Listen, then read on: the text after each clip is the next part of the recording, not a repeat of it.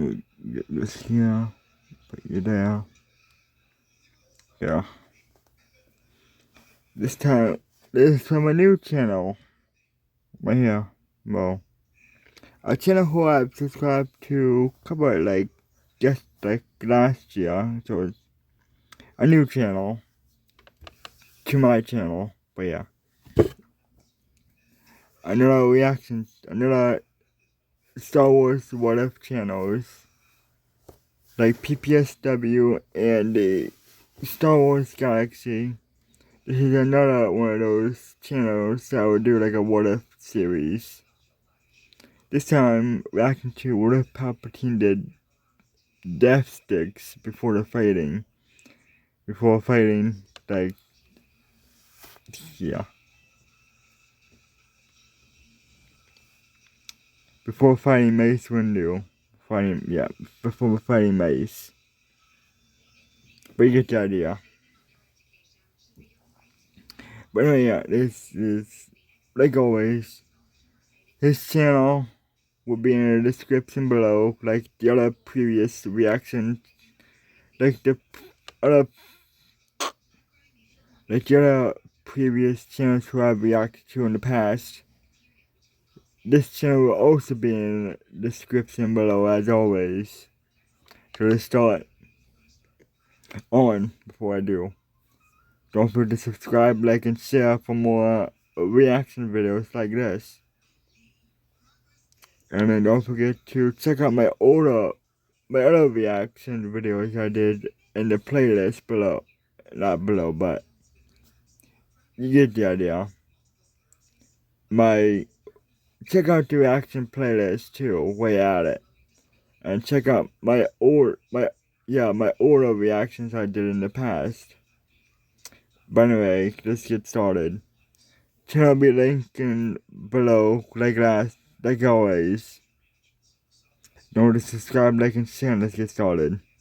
What if before fighting Mace Windu, Palpatine did death sticks? How would that change things? Let's find out. So in this new Star Wars timeline, everything would be the same as it was in the original timeline until Anakin leaves Palpatine's office after finding out that Palpatine is a Sith Lord. Following Anakin's departure to inform the Jedi Council of Palpatine being a Sith, Palpatine, or Sidious, would sit down on his office chair and look out the window, which offered an amazing view of the Coruscant skyline. Soon the galaxy will be his, and the Jedi will be no more, Palpatine thought, looking at nighttime fall upon Coruscant. Palpatine then thought how long it would take before the Jedi Masters tried to attack him. Can't be too long now, Palpatine told himself. Palpatine then directed his attention towards the statue of Sistros the Thinker that he kept in his main office. Sistros was one of the 4 sages of Duarthi, who were philosophers and lawgivers who hailed from the inner rim planet of Duarthi. These sages, namely Sistros, Brada, Feya, and Yanjon, were believed to have served the modern Galactic Republic in its early days, so they most likely lived roughly 8,000 years before Palpatine's time. But the reason Palpatine was looking at the statue of Sistros at this moment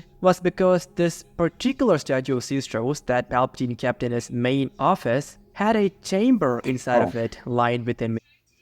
I forgot, I think, yeah, I can see the subtitles at the bottom, so with his channel, like the other channels who I do reactions on, I don't need to turn on subtitles because he has it down here at the bottom. Remove me here, see? His subtitles are down here, so I don't need to turn on subtitles. He got subtitles already on for us, so I don't need to turn on the subtitles. I forgot about that. When I I didn't watch his videos yet, maybe a couple. But yeah, I forgot. He has subtitles at the bottom, so I don't need to turn on subtitles. I forgot about that. Material called neuranium, which could block all forms of scanning, and it was inside of this neuranium-lined chamber that Palpatine kept his Crimson Sith saber hidden.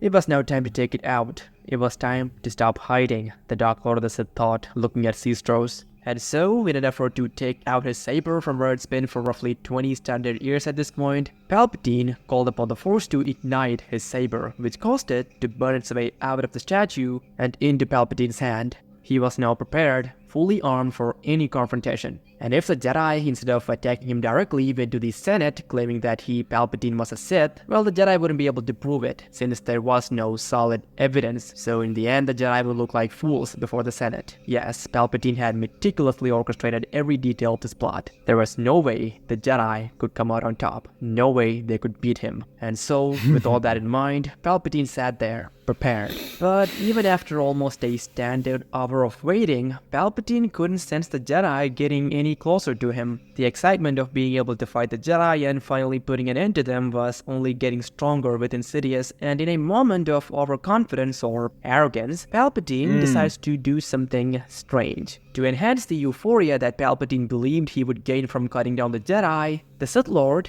reached into a secret compartment within his desk, and soon after his head emerged outside, clutching a small, translucent cylinder with a red fluid inside of it. What this red fluid was a concoction of Ixodal-Silona, a powerful extract meticulously distilled from the balo mushrooms of the planet Balosur. Crafted by the galaxy's most unscrupulous chemists, this substance was infamous for provoking an intense, albeit perilous, hallucinogenic euphoria. In layman's terms, or as they're colloquially known across the stars, this substance and the cylinder that contained it, which Darth Sidious now held in his grip, was referred to as a death stick. So following this, after taking out the death stick, Palpatine looked at the swirling red fluid inside it, and For Star Wars death sticks, it's like, yeah, drugs. You know, it's called death sticks, we all know what that is. Basically, right. Like drugs, death sticks, do not do them. Death sticks slash drugs is not, no, they're not good for anyone to do at all. I like how this became from a reaction video to me telling people what not to do. Great. Anyway, yeah. Death sticks are like a drugs. It's the Star Wars versions of drugs and alcohol. Do not do them at all. They're bad for your health and anything else. But the main point is, don't do any of them. Okay? They're bad. Don't do any of them. then drank it all. Normally the fluid is mixed with some kind of a beverage, but Palpatine cared little for the proper etiquette of death stick consumption. All he wanted was the thrill one would get from the substance. And mere moments after this liquid entered Palpatine's body, the Dwarthi statues began speaking with Palpatine. Elsewhere, Mace Windu, flanked by Saesee Tiin, Agent Kolar, and Kit Fisto, moved with purpose through the corridors of the Senate building. Mace Windu's mind was a whirlwind of thoughts and emotions, a rare occurrence for the Jedi Master so renowned for his composure and tactical acumen. The revelation brought forth by Anakin Skywalker that Chancellor Palpatine was in fact Darth Sidious, the Sith Lord they've been seeking, was world-shattering. As he and his fellow Jedi Masters approached Palpatine's office, Windu's hand instinctively rested on the hilt of his lightsaber, a reflection of his inner turmoil. Windu was acutely aware of the gravity of the situation. If Palpatine truly was the Sith Lord, then this confrontation would mark the end of the Sith's millennia-long machinations and the restoration of balance to the Force. His thoughts then drifted to Anakin, a Jedi full of potential yet clouded by conflict and emotion. Windu couldn't help but wonder how deep Anakin's connection was to Palpatine and what role the Chosen One might play in the events to come. This unease about Anakin added another layer of complexity to Windu's already burned mind. But despite all these swirling thoughts, Windu's training as a Jedi Master anchored him. He remained focused on the task at hand, his resolve unwavering. Every step he took towards Palpatine's office was measured, deliberate, a testament to his commitment to the Jedi principles of peace and justice, yet tinged with the harsh reality that violence might be inevitable. As the doors to Palpatine's office loomed ahead, Mace Windu steadied himself. This was the moment that would define the future of the galaxy. He was prepared to face whatever lay on the other side, be it a diplomatic resolution or a battle against the dark side. The fate of the Jedi, the Republic, and the galaxy rested upon the outcome of this encounter. Mere moments later, Mace Windu and the other masters stood before the door to Palpatine's office. It was unguarded, which was unusual. And then, with confident strides which hid any amount of concern he may have had, Mace Windu walked in. And soon enough, he and the other masters found the Chancellor in a very peculiar condition. In his mind, Mace Windu had pictured this scenario going in many different ways, but what he and the other masters were looking at right now was definitely not something that Mace Windu, or even the most powerful of Jedi, could have pictured. So what did Mace Windu and the other masters see? Well, to explain that, let's go back a bit. So right after Sidious took the death stick, he began hearing and seeing things that shouldn't be possible. But because of the drug-addled state he was in, Palpatine trusted his senses when he should not have. And soon enough, the statues of Dwarthi began speaking with him. Each statue seemed to embody the spirit of its namesake philosopher. Brada, ever the proponent of the dark side, I never knew your cat was so cuddly, God. right? She really loves these delectable squeeze-up treats. Deliciously delicable delectables. You're hilarious. Delectables, squeeze up. Deliciously delectable delectables. Just hit my savings goal. Back in my day, we kept our money in the mattress. Green light is better.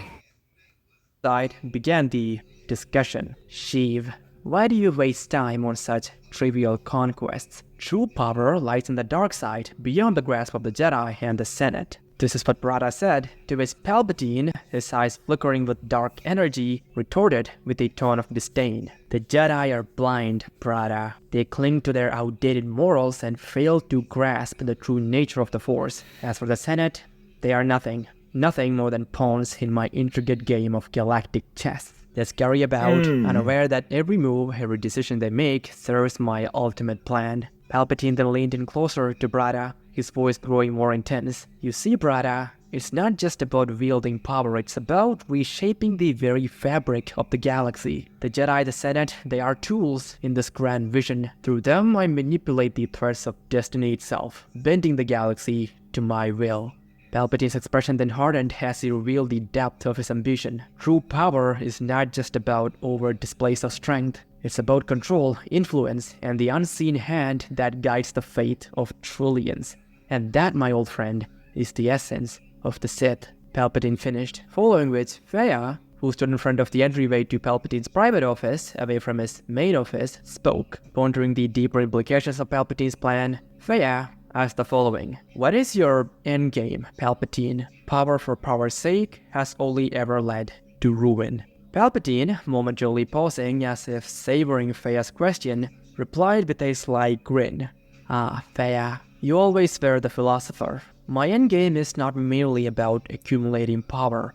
It's about order, stability, and the eradication of chaos. The Jedi, with their short-sightedness and adherence to outdated codes, have allowed the galaxy to descend into turmoil and conflict. Palpatine then paced slowly towards Feya, his voice growing in intensity. With the Sith at the helm, the galaxy will know true peace and order. There will be sacrifices, yes, but from the ashes of the old ways, a new era will rise, one where the Sith's unchallenged rule ensures a harmonious and prosperous galaxy. Palpatine's eyes glinted. So you see, Feya, it's not ruin I seek, but rebirth. A galaxy reborn in the image of the Sith, one free from the Jedi's hypocrisy and the Senate's ineffectuality. Power is simply the means, Feya, but the end is a new dawn for the galaxy, one where I, as its emperor, will guide it to its rightful destiny. Following this powerful speech by Palpatine, Yan, with his usual flair for inciting controversy, interjected sharply. Ah, Sheev,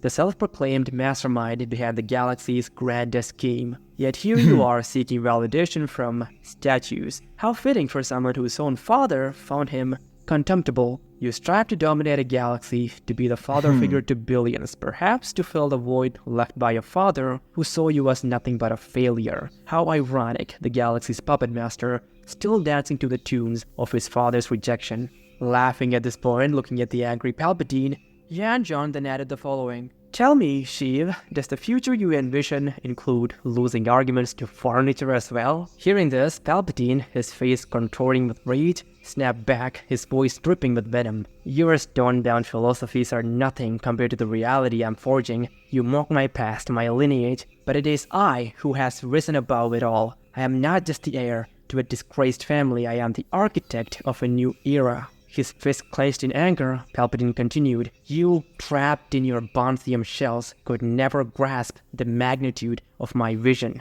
Following this, Yan John, with a laugh that echoed mockingly around the chamber, responded to Palpatine's outburst. Oh, Sheev, your tantrum is as pathetic as your understanding of the rule of two. You pride yourself on being a Sith Lord, yet you are an insult to Darth Bane's legacy.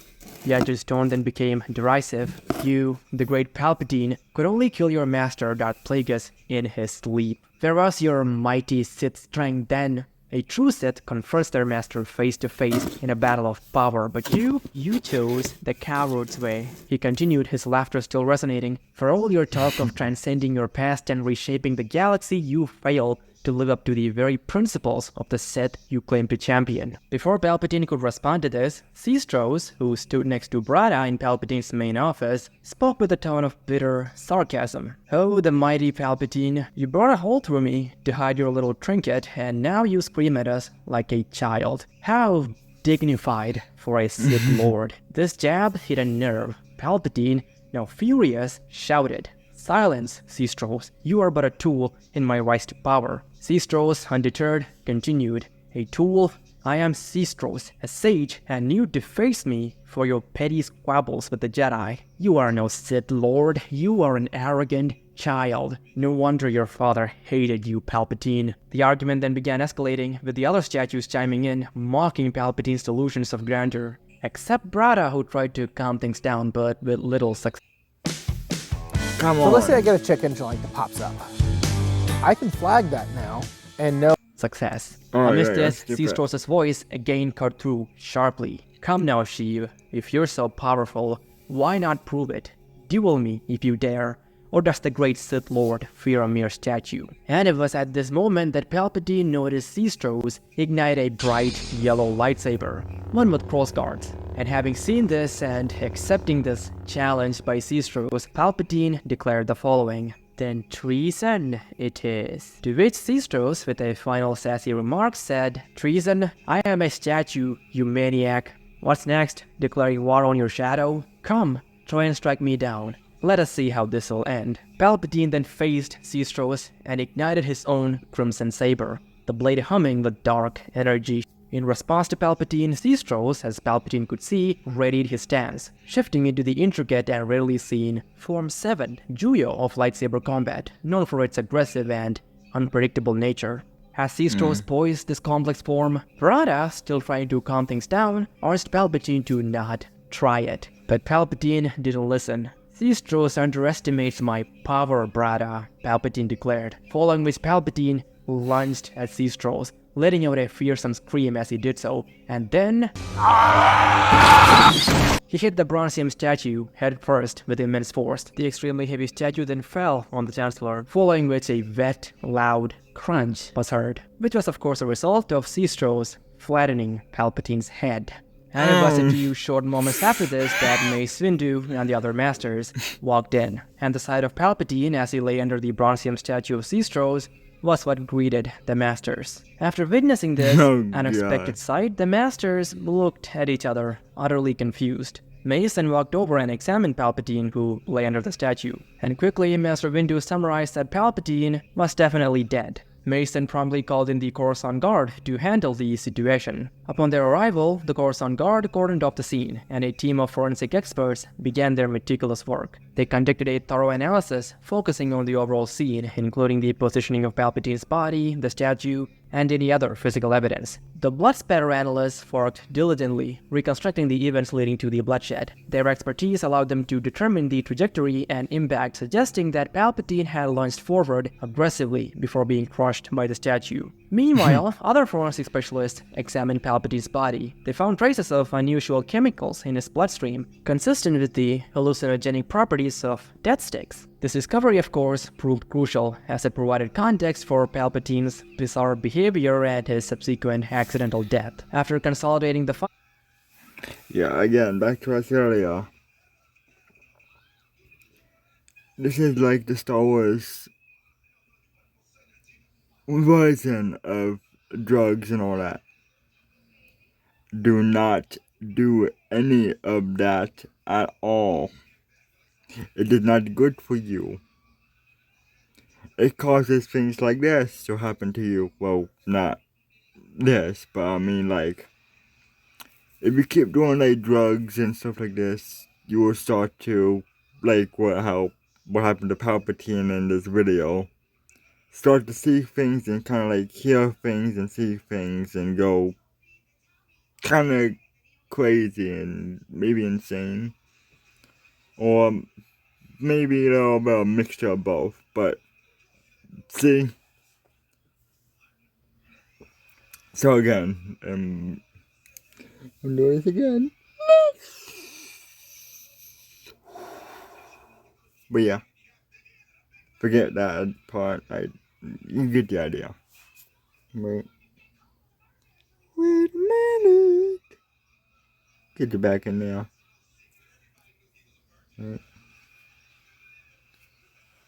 Alright. But yeah, just stick to like the Star Wars equivalent to drugs. Don't do anything like that, or this might happen. You might not go shift flying into like a statue with a lightsaber, but something else might happen, like some similar to that. Well, not similar, but you get the idea. You might see, I guess, random things happening around your house. But the point is, I'm making is, again, like in the beginning, do not do drugs at all. They're bad for you. Do not do it. They are bad for you, and do not do it. I like how this reaction video to his channel had became a don't do drugs, kids. But yeah, seriously, do not do them. They're bad.